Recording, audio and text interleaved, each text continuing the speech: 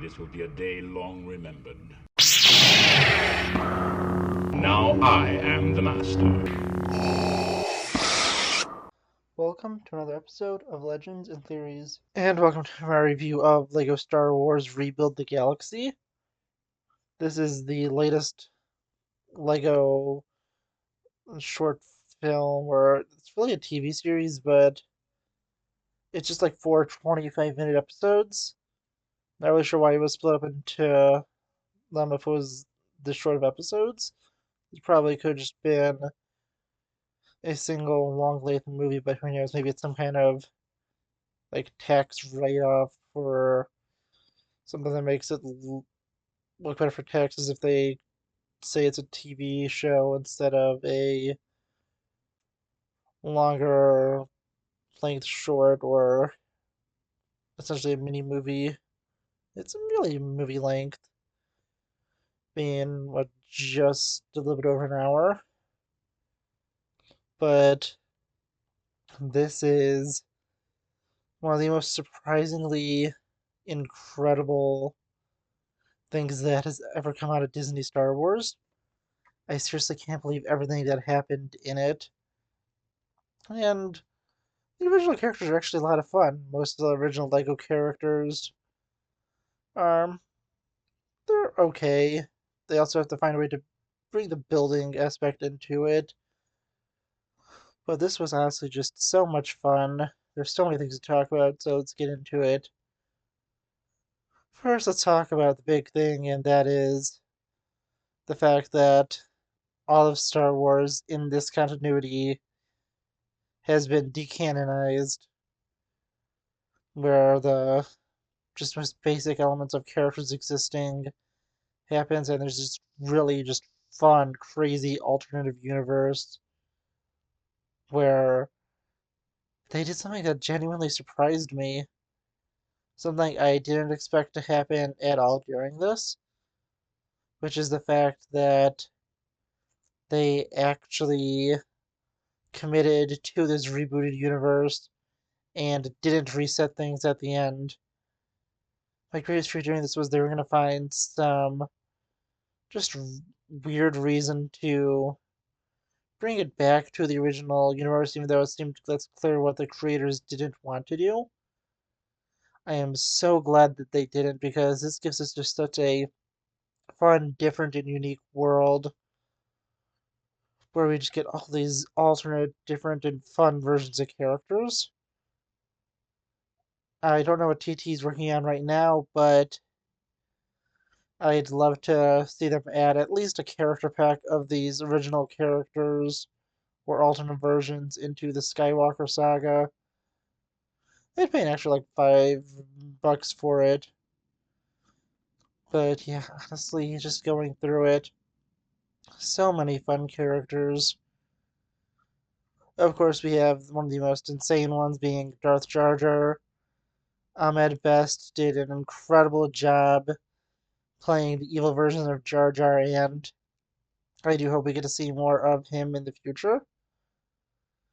We also get this really fun, different, interesting look at an evil version of Rey, and far more compelling here than she was really in any of the sequels.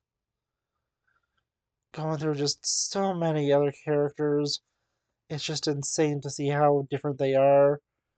C3PO is just a really fun alternate version where instead of being the coward, so much I think it was the Yoda Chronicles, he is actually, brave, and in this version he's a bounty hunter. Such a fun, different, unique version of C3PO, and it seems like Anthony Daniels had a lot of fun playing this alternate version. Going through some other crazy alternate characters. The Akbar characters were so much fun. All these Akbar clones, I honestly just, it's just so much fun to have them there. Such a fun, unique, and interesting concept. Going through some other ones. The only character who really is the same in this continuity is Leia. Everyone else, well, and technically Vader being a Jedi, it's more like a reverse Vader where he started as a Sith and became a Jedi, which put him in the suit. But the white suit Vader was incredible, and really can't wait to get that minifigure. Luke, although doesn't have at this point at the beginning, is more or less the same person, and his entire rant was very clearly Mark Hamill giving out his very bad time with the sequel trilogy and ranting about it. Honestly, it was just a lot of fun going through some of the other alternate ones. Han Solo being evil and Greedo being the one with Leia. Such a fun, unique, and different twist. And major spoiler warning if you haven't seen this, this is genuinely the best joke of the entire thing and the greatest alternate character, which was surprising since I thought it would be Darth Jar Jar, who was only number two, versus the big surprise at the end, the Landolorian. Boy, the Landolorian. That was genuinely hilarious. So glad they got Billy D. Williams for 5 seconds of dialogue. Something the Acolyte should have done to get 5 seconds of dialogue from Frank Oz. It just tied that all together. Or was it 5 seconds? He was there for like a minute. But Billy D. Williams, oh boy, he was just incredible in that. It seems like they're going to be making a sequel to this based off that ending. But the Landolorian and Grogu, I cannot wait to see that. Billy D. Williams was incredible. Such a fun twist, and it's just crazy to think how many big cast members were in here because we have just some crazy big ones, as I said, with Mark Hamill doing an incredible job as Luke Skywalker. Same with Ahmed Best and Billy D. Williams and Anthony Daniels. Man, they were just incredible in this. Now going to the actual story, since I've talked for like 7 minutes just about the alternate versions of, ooh, besides two more. I loved Palpatine.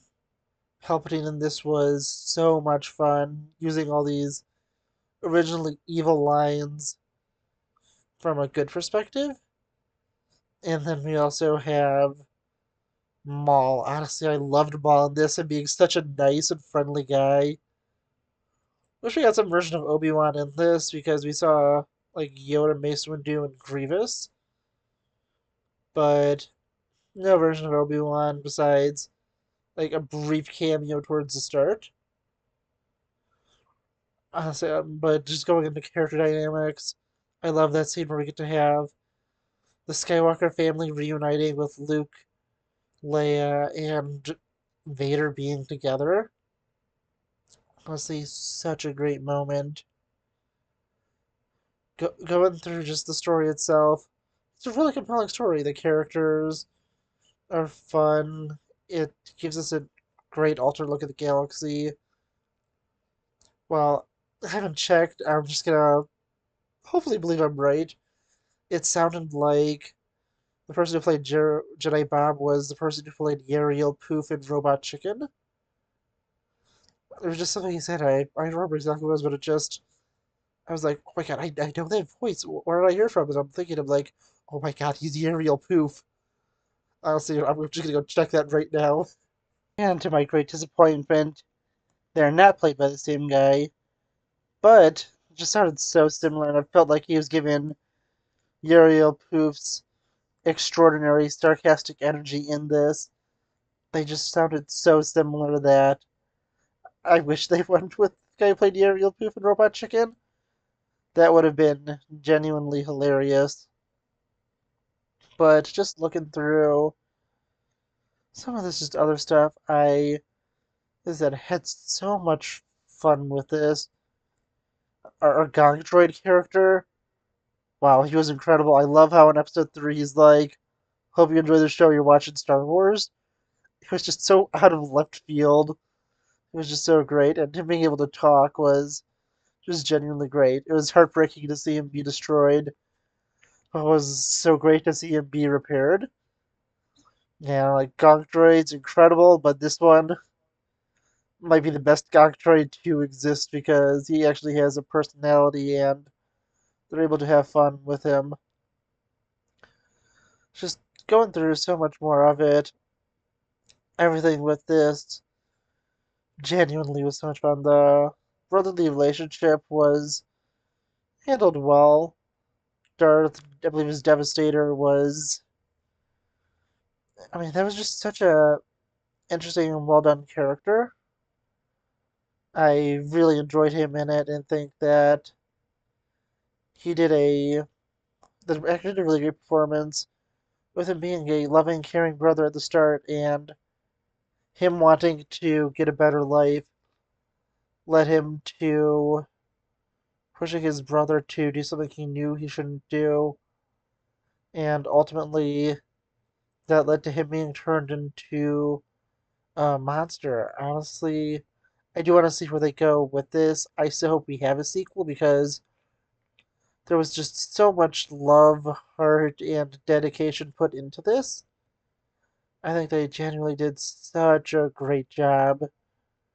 Just continuing through the relationship between it was Zig and Darth Devastator was just so great, where Devastator both wanted to kind of have a family relationship, but also just wanted to be evil. He was not redeemed, which is another thing I really enjoyed of this. Well, I think he may eventually be redeemed in this sequel as a special, but something that was super interesting. I really think the relationship between him and him having multiple Sith with him was cool.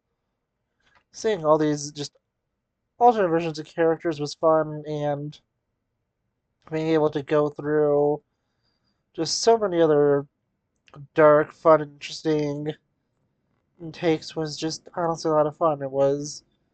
That's so unique, so fun, and genuinely just something truly different. I think it is just so interesting to see.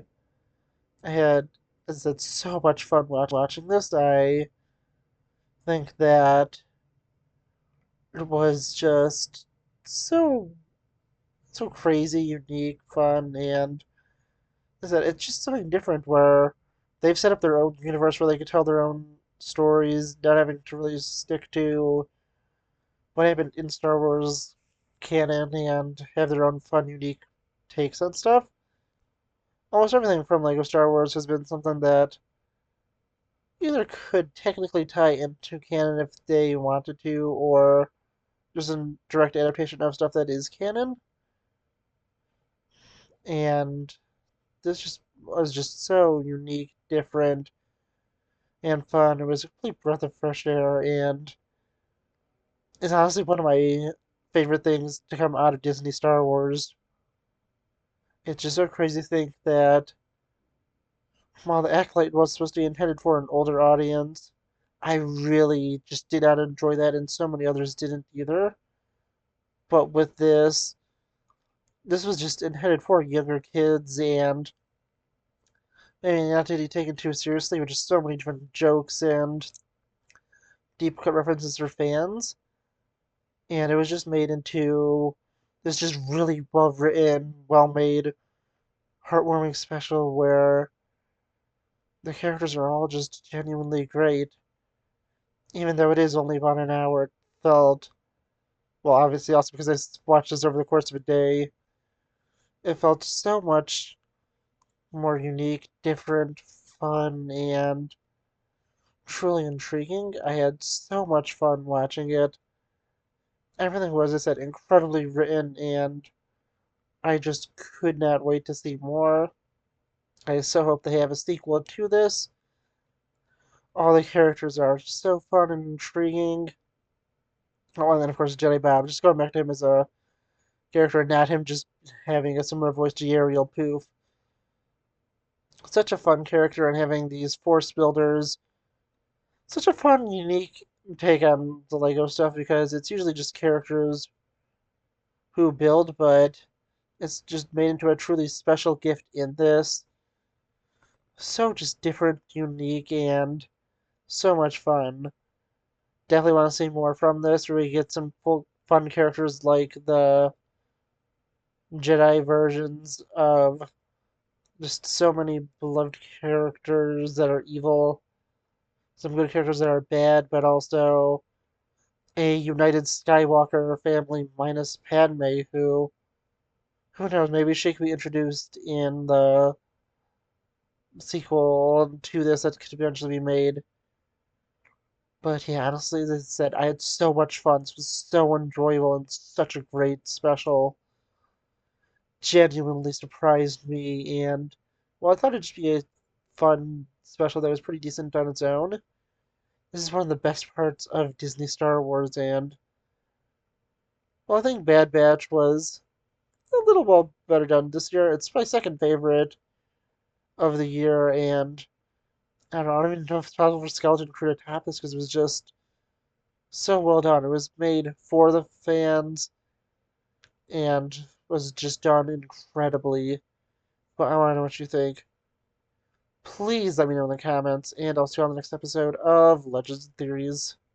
Thank you for watching this episode of Legends and Theories. Please subscribe, like the video, share the video, leave a comment, check out the video on screen, and may the Force be with you.